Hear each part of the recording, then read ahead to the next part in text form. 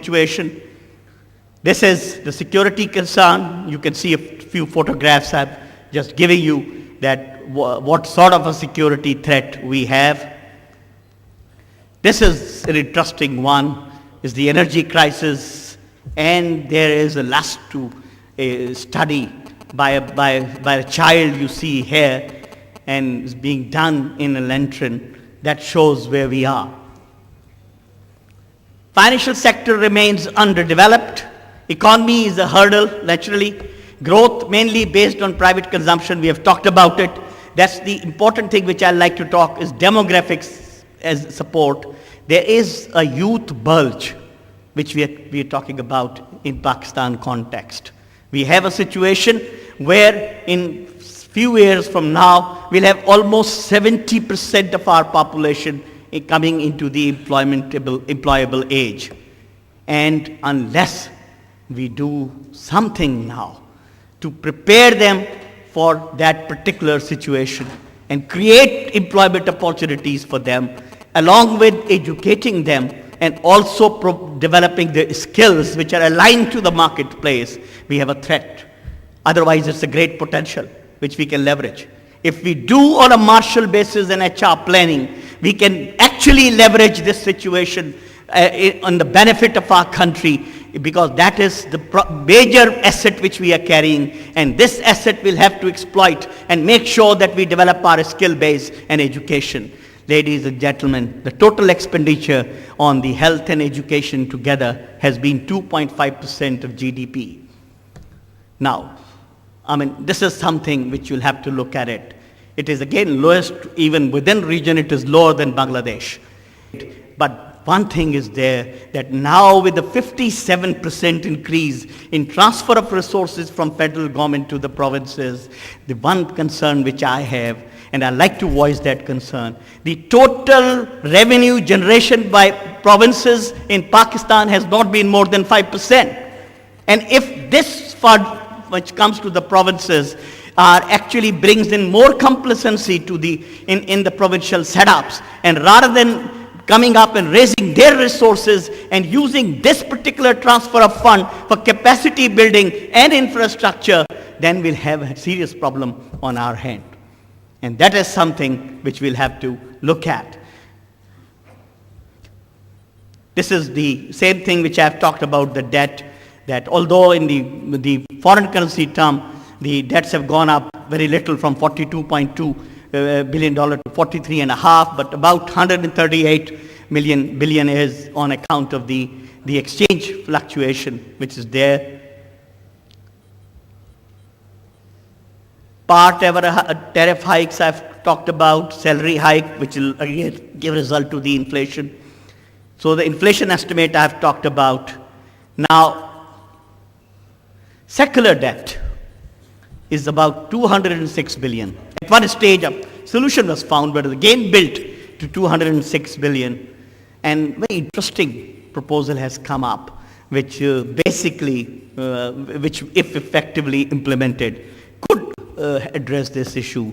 And that is that if the VAT is implemented on the export sector as a whole, basically, and just giving the fund to the exports rather than, it was unfair, to be honest, to exempt the whole or zero rate, the whole export sector, including their local, basically, sales, have been unfair. But now, what will happen, that there could be a float always there with the government of almost the same amount or a little more, which will be there as a float when the refunds are being generated, if the system works the way it is expected to work after October. Again, the security concern situation. This is my final slide and the conclusion. Ladies and gentlemen, challenges are there.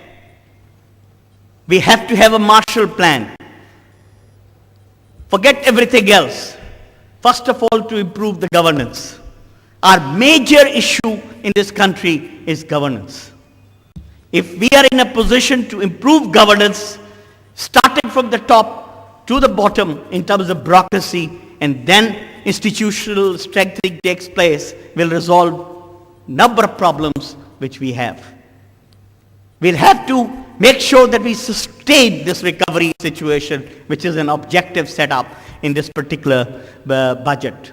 We have to create jobs. We have to look for poverty alleviation, improving social indicators, and enhance our efficiency of our development plans, development projects, as well as the safety nets.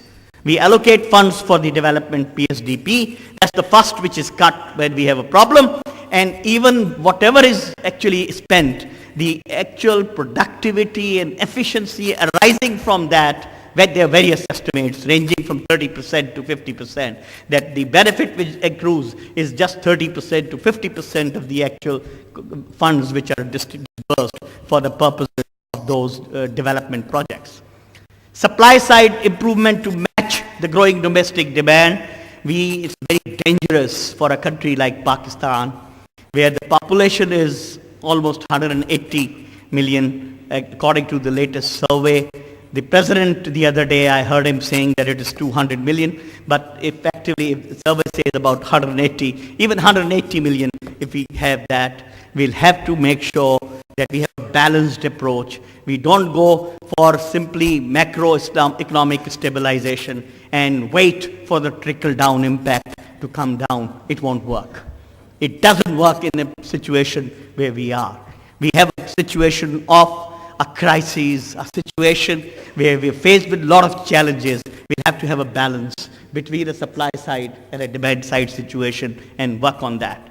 And we'll have to work for the containment of exposure to war on terror. Thank you very much. Thank you very much, Mr. Masood Ali Naqvi, for highlighting the overall economic scenario of our country. We have to make a slight change in our program. And now I would like to announce Asr prayers break, and let's reassemble at 6.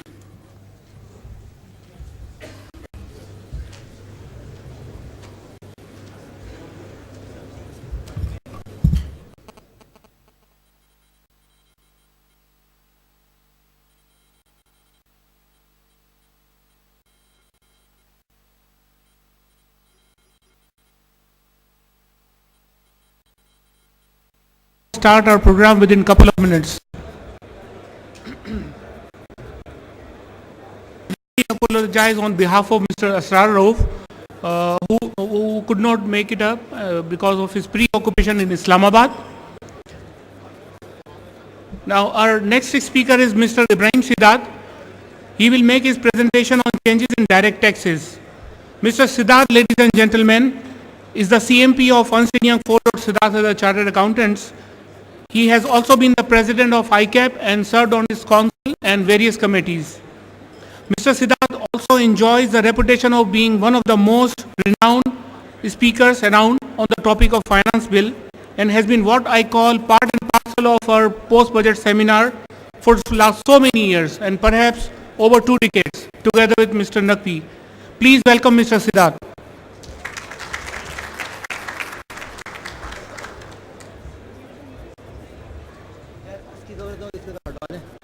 मुझे चाहिए उसको हटवा दें हाँ बंद करा दें मुझे रखने की जगह चाहिए ना कागज शागज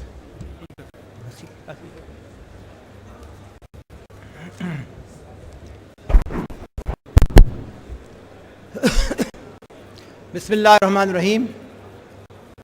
Mr. Shaukat Tareen, former Minister for Finance and Economic Affairs, Mr. Yusuf Shirazi, the learned speakers on the podium, office bearers of the Institute's Council and the Regional Committee, worthy members, ladies and gentlemen, Assalamu alaikum. It is indeed once again an honor to be standing in front of you this evening at this annual, as I've heard Riyaz saying, annual ritual of discussing the salient features of the finance bill and the budget 2010. But before I do so and take upon just a few topics in this allotted time of half an hour, and I assure you I'll stick by the watch. It is 6:10. I'll go up to what? 6:40. Okay. Before I just take up a few of the important amendments which